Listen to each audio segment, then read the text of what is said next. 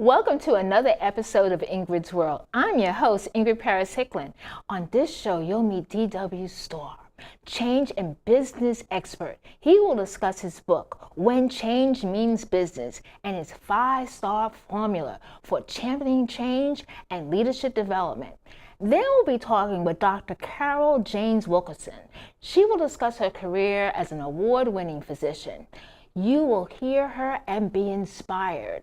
Our last guest is Mersch. For years, he has done amazing murals, in fact, at Lee District Recreation Center. And I never knew he was the artist behind it. He creates murals that are on grand scales, 30 feet by 12 feet on 2 to 4 walls. He is the owner of Motivational Walls. So stay right there and we're going to get started. Well, welcome to the show, D.W. It's my pleasure. I'm glad I could be here. Oh, same here.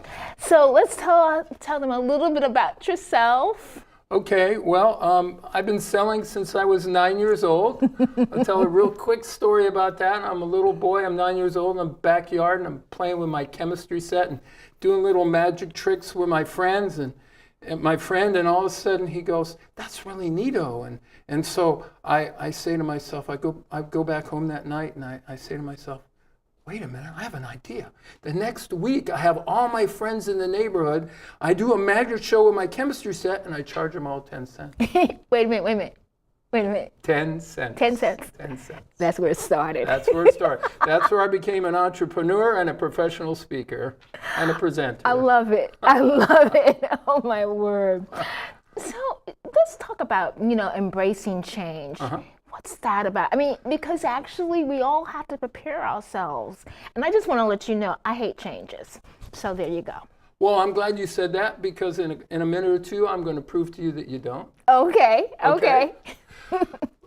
We all get hit with curveballs in our life. Mm-hmm. For me personally, when I was 2 years old, I fell out of a car and fractured my skull. Whoa. Okay. When I was 6 years old, I was riding a bicycle, got hit by a car, went unconscious, and broke the largest bone in my body. And when the cast came off, I had to learn how to walk all over again. Oh, my word.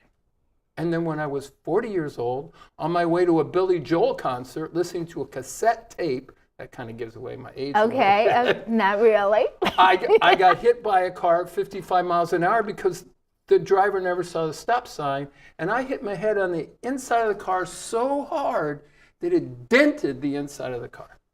Okay, so it's really scary what you're telling me, and you're here? Right, so people say I'm a little accident prone and they don't want to be around me. And I said, well, that's one way to look at it, but here's another way. I'm a pony optimist. I'm always looking for the pony around. If there's a pile of manure somewhere, there's got to be a pony somewhere, right? Love that story. I love that. I love that story. I'm a pony optimist. I'm a pony optimist, yeah. That's me. So here's what happens. So now I lost my train of thought. So you said you'll be looking for the pony around the corner, and that's what people will say. Right. Because I was talking about how, I hate changes. I know changes is around the corner for me, but... Oh, yeah, that's right. So I told you I would share with you how that's not true, that you don't hate change. Yeah. So here, have a favorite sports team? Yeah. Which is it? Washington Redskins. Washington Redskins. So Hello. you've got plans for the evening, okay? Yeah. And you're going to be doing something at home with your husband or with a friend. Husband. Oh, right, or a friend, right? And you get a phone call from a friend who says, "I've got tickets." But you don't like change. Oh. So what you do is say, "I'm sorry, I'm going to have to pass. I don't like change." Oh. No, you love change you love. You don't like change you don't like. Oh. Big difference. Huge difference. So learning how to see change as an ally and not a foe is one of the things I help people. And businesses and organizations, absolutely. So when we're talking about it, so what's your way of embracing this change? How do you get to the point that I'm not feeling uncomfortable, about this? And maybe, let's say, for instance, I'm in the business sector. I mean, it happened to me, that all of a sudden I had a new responsibilities, and wasn't too sure whether or not I felt really good about that. But I had to change if I wanted a job. Right. Well, first of all, 40% of the 40% of the Fortune 500 companies that were around 10 years ago are no longer here. What? If you're not changing, you're falling behind. So it's important to recognize that change is happening with you or without you. And if you want to keep progressing, you need to change. Right. So what you need to do is you need to learn to look for the positive side of change. And oftentimes what people do is they look for the negative side. I even have a white paper that I did called The Change Saboteur, Friend or Foe.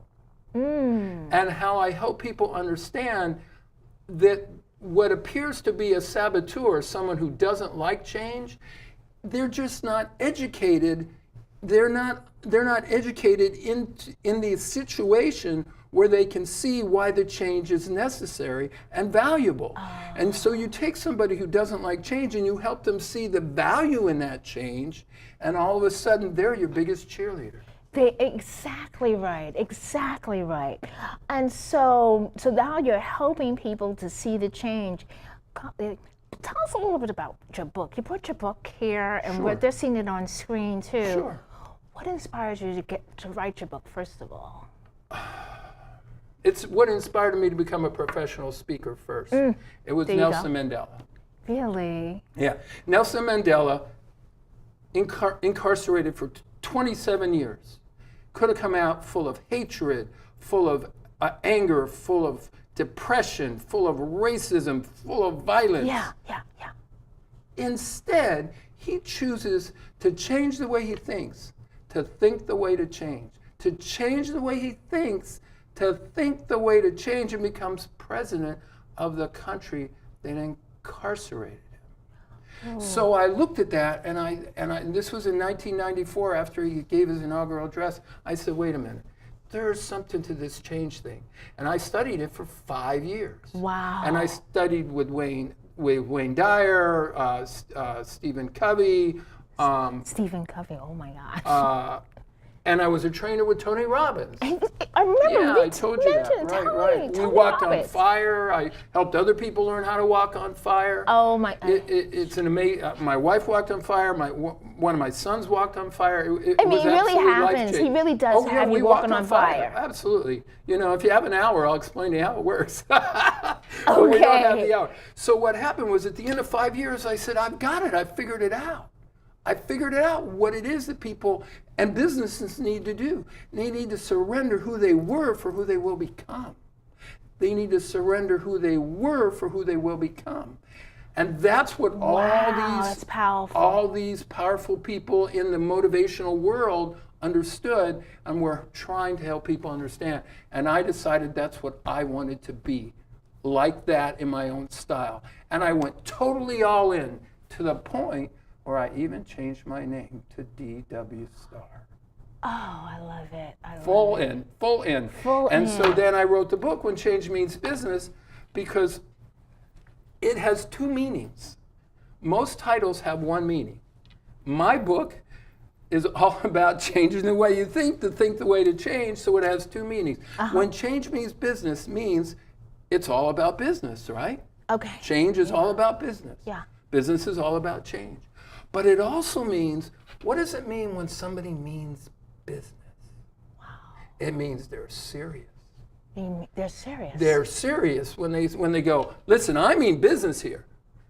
Oh, So this book is about being serious about change in business. Okay. And it's also for people to be successful in business, they have to be successful individuals first. To be a leader, you have to be a successful leader within yourself and of yourself before you can lead other people effectively and in a positive manner. And we're not going to talk politics here. Right. No. But I like what you're saying because you said you need to surrender of who you were for who you you're will going become. to become. And I surrendered completely and even changed my name. Wow. What a privilege having you here on the show. Thank you. Surrender for who great. I'm going to become. There you go. I love it. Thank you so much for was being on my the pleasure. show. You're amazing. My pleasure. I'd like to thank D.W. Starr for telling a wonderful story about his book and how he's given us so much information, things to think about. So coming up next, we'll now talk with Dr. Carol James Wilkerson, and she will talk about her career in military as well as being a physician. So stay right there. We'll be right back. Dr. Wilkerson, welcome to the show. Thank you. What an honor to have you here. I'm happy to be here. Well, let's tell our viewers about your career. Let's learn Okay. about your upbringing. Where are you from? I'm from Charlotte, North Carolina, and I grew up in a middle-class family. My father was a physician. He was an internist in Charlotte, had his own office, own business, and my mother was a housewife or homemaker. And now your road in becoming a physician, what was that like? Well, my father invited me to come and work in the office with the secretary and his nurse, and I manned the reception desk and greeted all the patients, but sometimes I would do blood pressure checks and take the payment for the day. And really, the reason I was working for him was so I could pay my way to, there was a trip to Europe given by the CYO at my school, and he had me work in his office to pay for that. Wow. And I realized, I said, this is an interesting career. I really, really like this. And I had no idea what I really wanted to do. And when, I did not tell anybody in my family though. And my father found out my senior year that I wanted to be a doctor like him when he was escorting me at a debutante ball.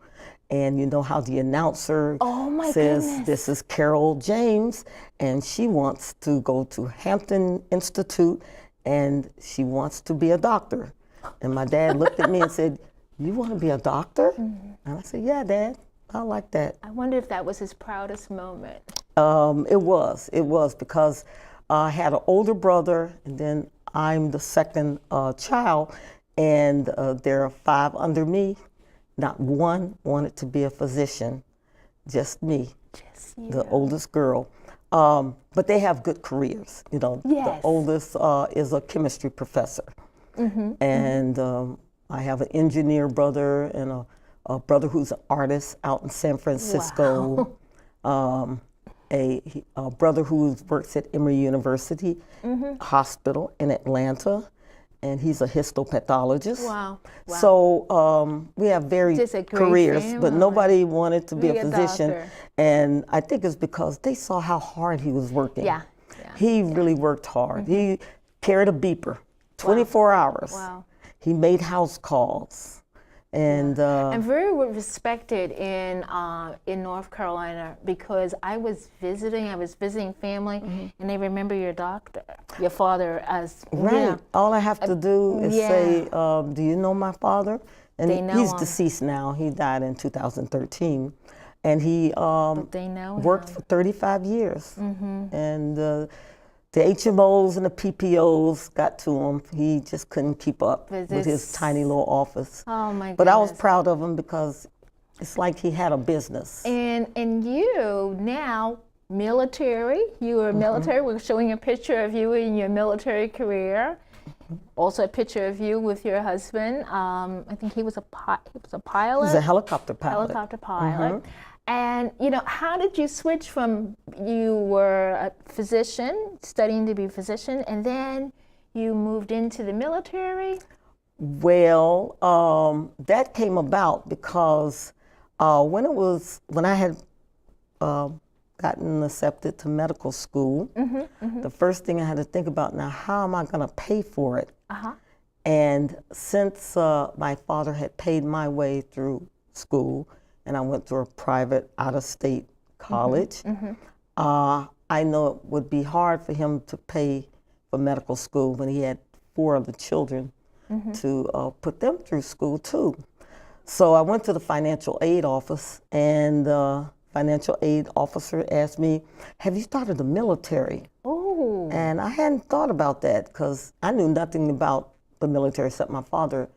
He served in World War II. And I said, "No, I haven't thought about that." So I applied for Army scholarship, and lo and behold, I got the scholarship, not knowing anything about being in the military. Wow. So the obligation was I would have to serve 1 year for each year they paid my way through medical school. And every summer, if there was a summer break, I would have to do 2 weeks. They call it active duty for training, ADT, but that was a piece of cake. That was fun. I went to San Francisco and worked at Letterman Hospital, and I went to Womack Hospital in Fayetteville at Fort Bragg. And at that time, I was dating my husband. Oh my He goodness. was my boyfriend at that time. So it was. I think that when I first met you, you were getting ready to go to, was it Desert Storm? Well, I did not go to Desert Storm. I went into the reserves. You went into the reserves. After okay. while I was in medical school, and after I did serve active duty for a while, but then I went into the reserves, and I was an augmentee. That means that they would send the active Army physicians to Desert Storm, and I would augment them in the United States. Oh, So okay. one time I went to Fort Drum, New York, during Operation Iraqi Freedom. Okay. Another time I worked at Fort Belvoir, Virginia, at DeWitt Army Hospital, All right. which was great because I was living right here in the Alexandria, Virginia area. Okay, all right. And so I was a augmentee, but I did not go, Okay. they call it, to the sandbox. Wow. You are also the recipient of 3 Oak Leaves. Tell us a little bit about that. An oak leaf is, in addition, if you get a medal like the Army Commendation Medal that I've had 3 times, instead of putting another medal on just like that, you put an oak leaf on to let people know that you've gotten this medal once or twice or 3 times. So I got several Army Commendation Medals and Army Achievement Medals and a Meritorious Service Medal when I retired from the military. And then you moved on, and then you were also at the Radar Clinic, am I correct? Radar Clinic is the Army clinic right here at Fort Myer, Virginia, next to Arlington Cemetery. So I was a Department of Civilian physician or civil servant, and I took care of the soldiers who guard the Tomb of the Unknown Soldier or march in the Army band. This was after I got out of the military. I wanted to go ahead and work for the government since my husband was still active duty and working in the Pentagon. Wow. And he retired out of the Army here, and then he went to work for a contractor, and we wanted to stay in the area so our children could finish high school here. Wonderful. So people who are watching this, as we conclude this episode, they're saying, you know, I want to be just like Dr. Wilkerson. What's your advice to our young people who are out there and said, you know what, I like science. What she has to say is great. What's your advice? I would say stay true to your dream. Yes, it's hard to get into medical school, but everything is competitive these days. It's hard to get into nursing school, hard to become a physical therapist. If you want to be a doctor, be a doctor. Just study hard. You don't have to be a genius. Yeah, you have to learn all the muscles in the body, but after the test is over, sometimes you forget most of them. But unless that's your field, if you're a kinesiologist or a physical medicine physician or surgeon. But just study hard, find a mentor, volunteer or work in a health clinic or hospital so you can get exposed. Everybody thinks that being a physician means that you're going to be around blood, and that was one of my brothers said he didn't want to be around blood, but there's all kinds of specialties in medicine. You could be a psychiatrist, you can be a physical medicine specialist, you could be a pathology, you will see blood. But I decided to go into family medicine because I wanted a variety. Well, you know, it's an honor to have you here on the show. Thank you. I'm hoping that we have our young people out there that are watching you and saying, you know, I want to be just like Dr. Wilkerson. And Just what an honor to make have good you grades, here. Make study good grades and hard. study hard. Yes, and you will do it. Okay. And if you want me to talk to you or talk at a career fair or a health fair, I'll be happy to do it. Just get in touch with Ingrid. Get in touch with Ingrid. So, and I'll get them there, get you there. It'd be my pleasure to do that. All right, Dr. Wilkerson, thank you so much for being on the show. very You're much. amazing. Okay. Coming up next, we'll be talking with Lawrence Mersch, and I'm going to tell you about his wonderful artwork. Wait until you see some of the things that he does. Lawrence, welcome Hi, to the how are show. Glad to have you. Thank you, I appreciate it. So all the time I walk by this fantastic mural at Lee District. Okay. You're the artist behind Lee District's mural. Yep, yeah. Tell us about that mural. Well, it was, I approached the administration as someone might like to do something like this. Wall graphics. We originally talked about a typical gym characters, basketball and all that, but they have a lot of competition from the fitness companies. Oh my So goodness. we kind of came around to the, I used the phrase at one point, fitness grows your life. Well, that kind of hit on something. And so when we finally chose, I presented some images of typical basketball and all that. And then we finally moved around to images which fitness, and we chose a wall that was, I could walk right up to the wall. Yes. So if I'm going to paint it, it's going to have to be accurate. So I chose in their situation to use graphics printed on banner material and hung as part of the graphic. Oh, wow. I kind of had the thought that That's fantastic. one, they could transport these or exchange with the other rec centers, or down the road they could simply change them out. They got tired of looking at that person or that activity. Fantastic. And then your New Beginnings painting is beautiful. Thank you. How did that come about? Well, there was a vice principal from a previous school was consulting with them basically, as it was. It was a very small school, nicely painted and so forth. They were in an industrial building, and he said to me, they need to liven this place up a little bit. So my thought was, I wanted to inspire these kids a little bit, get them off of whatever their daily life was. So the first one had a picture of the Capitol building, a truck, automotive scene, a female starlet, and a student studying, reading. And that followed on to that. We did graphics for the entryway. We did some other graphics in the cafeteria. And there was a third one, or fourth one, that did, we had an ugly utility door. I wanted to cover it up. So I did a three-dimensional snow scene there, and there was a tunnel through a mountain, and we actually used all four walls, as it turned out. Wow. So when I was looking at your bio, this is you're trained as a graphic artist. Right. Now, and you were in Cincinnati? That's where I grew up, yeah. Okay, wonderful. What made you want to be a graphic artist? It's kind of a long story, but I think the first inclination was my dad was an engineer. Well, I'm not a math person, period.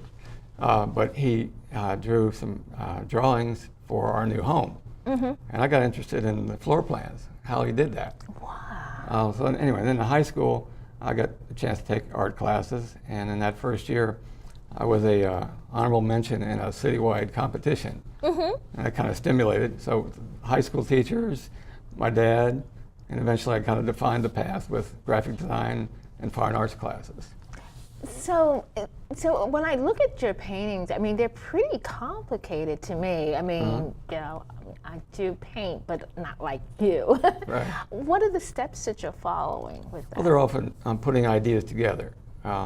We might get to talking about the Young America Works school, Yeah. which is really where it started. We were, again, in an industrial building. They were expanding into what used to be the factory. The vice principal said to me, "We've got blank walls, can you do something?" Well, that's an opportunity. I'm not going to pass this up. So he said the idea about using adventurers, heroes. Well, to me, the kids aren't going to relate to Daniel Boone and that kind of stuff that I grew up with. So I started thinking about the future. And what kind of clicked in my mind was the 2001 Space Odyssey movie. So I took part of that image, and then there was the ports, the landing things in the Star Wars series. Nice. So I took that, and then we had an image of their mascot is an eagle, so it was a close-up on that. Okay. And then one more, we had a discipline program. The acronym was SOAR, SOAR. So okay, this kind of ties together. So I used all 4 items basically in the same graphic, and we did some other ones after that. So, you know, because when I looked at it, it just really, now when you start painting, I mean, you literally are painting on the wall? That's typical what they are. I mean, people know these as murals, and typically in high school, it's what you see is yay for our class. Well, I didn't want to have anything to do with that. I wanted to do something which would inspire the kids. Think about, you know, there's a world beyond these 4 walls. You got to start living. Sorry, I kind of lost my train of thought. So I'm wondering, when you are executing the painting, the mural itself, are you painting directly on the wall? Oh, yeah. Are you really? And that kind of led to other opportunities with as I was telling you about, the Lee, where I didn't want to spend 6 months painting every little hair on these people. There was 4 different characters there. So it lended to the fact of doing them on photographically on banner material. And I could hang them as a graphic. Very nice. So it can go either way. Very smart, I tell you. So for people who are out there saying, you know what, I really, you know, in fact, I'll give you an example. I have nephews who are artists. You know, what's your advice to them? You know, I'm sure they're going to be watching this show. For me, it's following your instincts. If you're creative, put that to work. Don't just. And I could take a negative approach to that. At one point, while I was creative, I found myself working in the ad industry. Well, I hate ads. So, and that was really a bad situation for me. Eventually, I had to get out of that. So I began working in studio work. And I would say basically, if you can find a niche for yourself, build a company on your own, or work with a company that gives you the means, the situation to be creative and use your talents. Wow. And make a living. And make a living, I tell you. And I think that what you're saying is that I picked up immediately, you said you don't pass down opportunities. So Opportunity was a big part of it, yeah.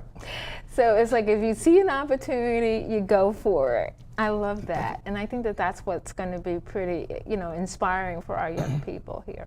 Well, Lawrence, I have to thank you for being on the show. I wanted our viewers to see your beautiful paintings. They can get in touch with you by what's your website? MotivationalWalls.net. So they can get there, and I saw it. It was pretty comprehensive about some of the things that you do, and I wish you continued success. You've motivated me, that's for sure. So. Thanks again for being on the show. I appreciate it. I'd like to thank all of our guests for being on the show. Each of you are inspiring. Our quote this time is from Michelle Obama. One of the lessons I grew up with was to always stay true to yourself. Never let someone else distract you from your goals. And so when I hear about negative and false attacks, I really don't invest any energy in them because I know who I am. Thank you for watching Ingrid's World, and don't forget to friend us on Facebook and follow Ingrid's World VA on Twitter and Instagram. And if you miss an episode, hey, check me out on YouTube. Thanks for watching.